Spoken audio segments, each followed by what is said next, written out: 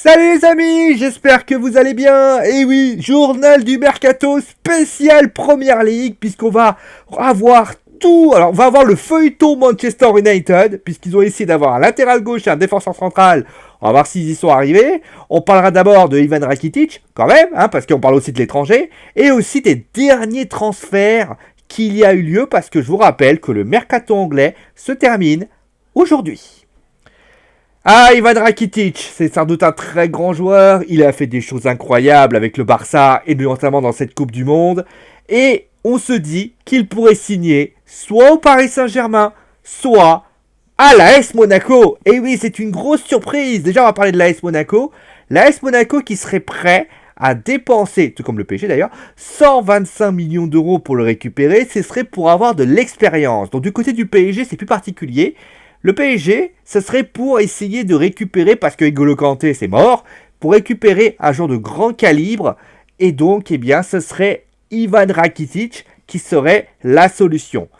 Pour pouvoir l'acheter, il faut dépenser 125 millions d'euros, ce qui est la clause libératoire, parce que Ivan Rakitic n'a aucune envie d'aller du côté du PSG, de la Juve, parce qu'il veut rester à Barcelone. En tout cas, ce qui est sûr, c'est qu'être croate en ce moment, c'est assez vendeur.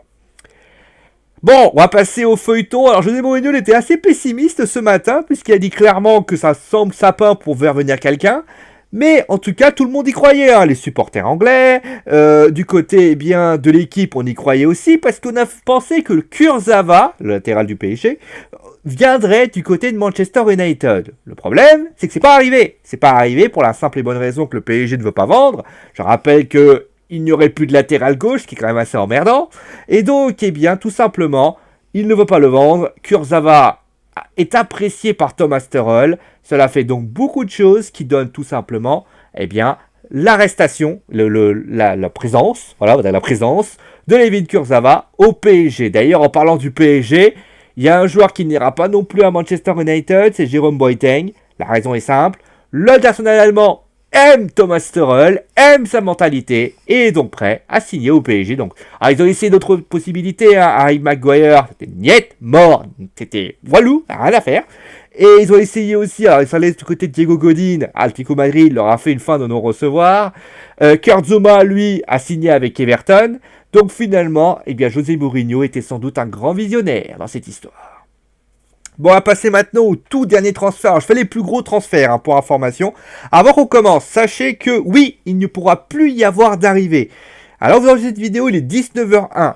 Il peut y avoir les dernières officialisations, c'est-à-dire qu'il ne peut plus y avoir de négociation. C'est juste signer le contrat, clairement. Mais à partir de demain, il ne pourra plus y avoir d'arrivée en Première Ligue, mais il est possible qu'il y ait des départs. Alors ça, c'est très important. En tout cas, au niveau des arrivées, il y en avait pas mal. Donc, il y a eu Bounassar qui a donc l'annoncé sur Instagram. Zambo Anguissa, milieu de terrain de l'OM, va signer pour le club de Fulham pour 30 millions d'euros pour un contrat de 4 ans. On va parler aussi d'Everton qui a été extrêmement actif dans ce mercato. A fait signer Bernard, l'ancien joueur de Shakhtar Donetsk. A fait signer Yeremina pour tout simplement 30,25 millions d'euros, ce qui est quand même pas mal. Et André Gomez. Du côté de Leicester, ils ont fait signer Filip Benkovic, du côté du Dinamo Zagreb. Lucas Perez, ex-joueur d'Arsenal, a signé à Aston Villa pour 4,5 millions. Et pendant que je parle d'Arsenal, je parlais justement des possibilités de départ encore. David Ospina, semble-t-il, devrait quitter Arsenal pour aller du côté de Beşiktaş.